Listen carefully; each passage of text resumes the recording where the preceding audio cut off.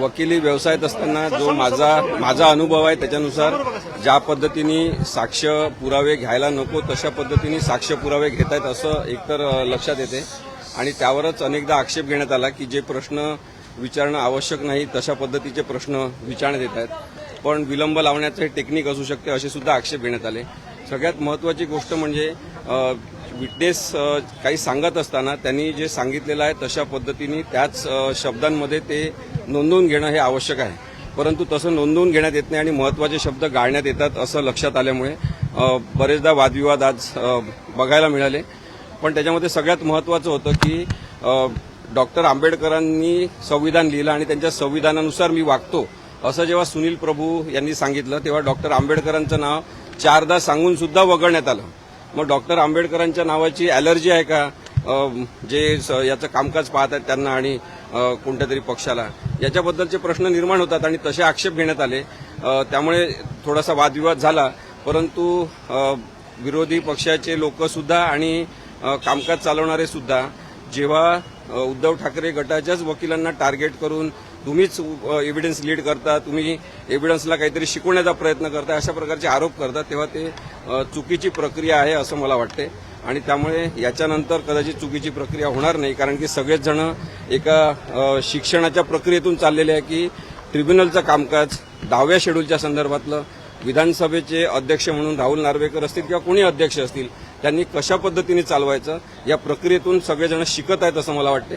परंतु मुद्दामून काहीतरी महत्वाचा भाग वगळणं हे अत्यंत चुकीचं आहे. क्रॉस क्वेश्चनिंगच्या वेळी 2019 पासून सुरुवात केली सुनील प्रभूचा तो रेफरन्स त्याच्यावरती आक्षेप घेतला. काय नक्की त्याविषयीचा आक्षेप? कसं आहे की त्यांनी जे प्रतिज्ञापत्रावर म्हटलेलं आहे आणि जे सर्वोच्च न्यायालयात प्रतिज्ञापत्रावर मांडलेलं आहे त्याच्यामधले काहीतरी मतभेद किंवा त्याच्यामधले काहीतरी उणिवा काढणं हे काही साक्षी पुराव्यामधलं काम असू शकत नाही असं आमचं म्हणणं आहे. आणि त्यामुळे जे प्रश्न विचारले जात आहेत महेश जेठमलानी साहेबांकडून ते एवढे संयुक्तिक नाहीत असं आमचं म्हणणं असणं हे साहजिक आहे.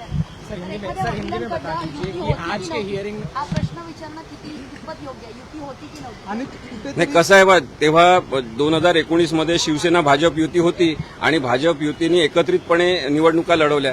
त्यामुळे युती होती की नाही हा प्रश्न खूप रिलेव्हंट ठरत नाही कारण युती होती हे सगळ्या जगाला माहिती आहे. आणि युती असणं आणि युती तोडणं याच्या संदर्भात भारतामध्ये कोणताही कायदा नाही.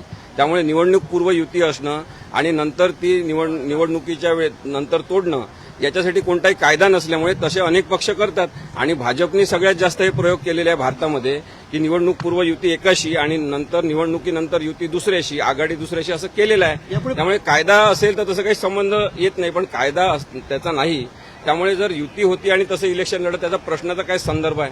मग तरी तेच प्रश्न इंग्रजी आणि मराठी हा जेठमलांकडनं विचारण्यात आला की तुम्हाला मराठी कळतं का, इंग्रजी कळतं का, इंग्रजी अनुवाद केलेला कळतो का, हे प्रश्न कशा प्रकारचे होते? सुनील प्रभू यांनी जे प्रतिज्ञापत्र केलेलं आहे ते इंग्लिशमध्ये आहे.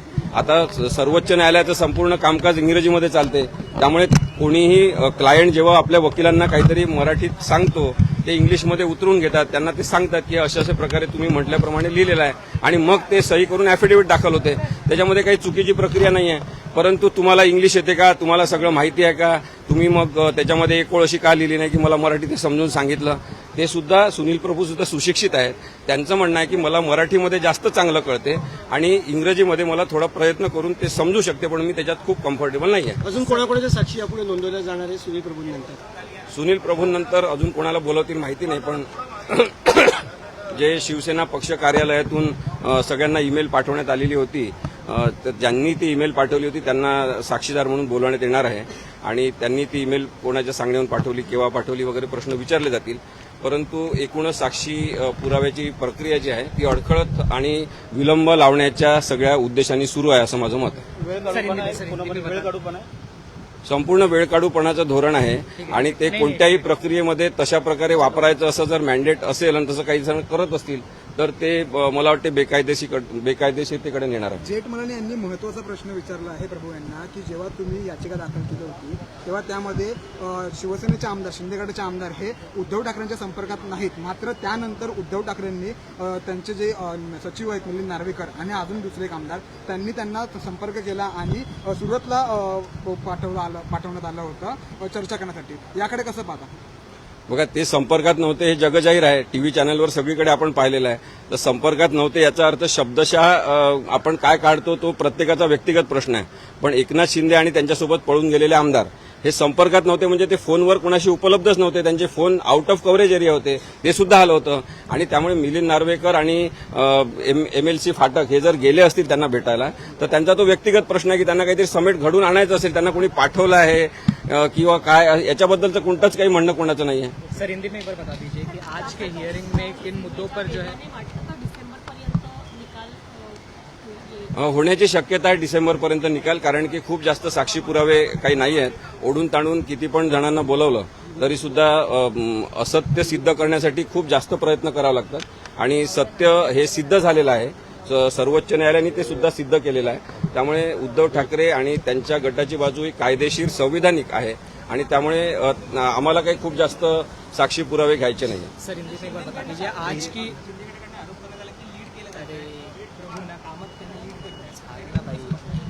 नाही, मी देवदत्त कामत यांना कधीही साक्षीदारांना लीड करताना पाहिलेलं नाही.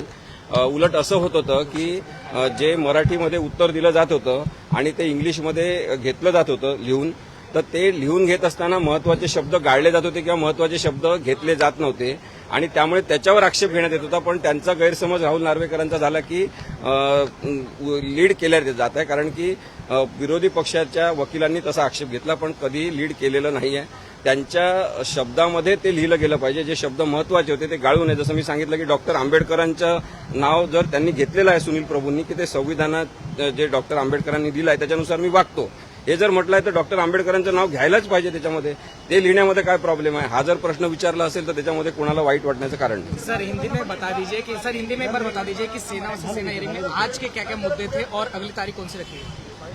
कल ये पुनः सुनावनी शुरू होगी और आज जो हुआ है उसमें क्रॉस एग्जामिनेशन शुरू हुई है. एग्जामिनेशन चीफ हो गया है सुनील प्रभु का और क्रॉस एग्जामिनेशन शुरू हुई है. वो कल भी शुरू रहेंगी क्योंकि और कुछ सवाल महेश जेठमलानी जी को पूछने हैं.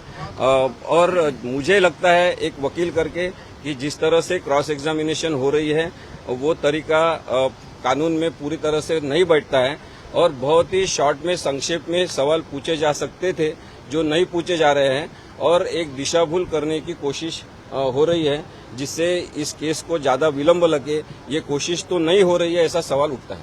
इसके अलावा खासकर जो आखिर में सवाल पूछा गया है कि क्या आप जानते हैं ये सूरत गए थे इसलिए गए थे, जब खासकर सवाल पूछा गया सुनील प्रभु ने डिनाई कर दिया कि उसको पता ही नहीं क्यों गए थे. नहीं, सुनील प्रभु जी को वो पता नहीं है कि नार्वेकर जी और फाटक जी क्यों गए थे वहां पे. वो पता नहीं तो उन्होंने कहा नहीं पता है. अगर वो अपने खुद के इंस्पिरेशन से वहां पे गए हैं कि उनको लगा कि कुछ अच्छा करते हैं, शिवसेना नहीं टूटनी चाहिए इसलिए वो खुद गए होंगे तो उसके बारे में वही बता सकते हो. सुनील प्रभु कैसे बताएंगे? संपर्क में नहीं थे यानी टेलीफोन से तो वो किसी के संपर्क में थे ही नहीं. मीडिया के लोगों ने भी उनसे एकनाथ शिंदे और उनके साथ जो भागे उनसे कांटेक्ट करने की कोशिश की, किसी का फोन लगा नहीं. तो संपर्क में नहीं थे इसका मतलब फोन पे संपर्क में नहीं थे. उन्होंने फोन बंद कर दिया था इसलिए शायद नार्वेकर जी और वो फाटक जी गए होंगे उनको मिलने के लिए तो उनके खुद के इच्छा से वो वहां पे गए होंगे. तो उसके बारे में सुनील प्रभु कुछ नहीं बता सकते. Thank you sir. थँक्यू. सर थांबा.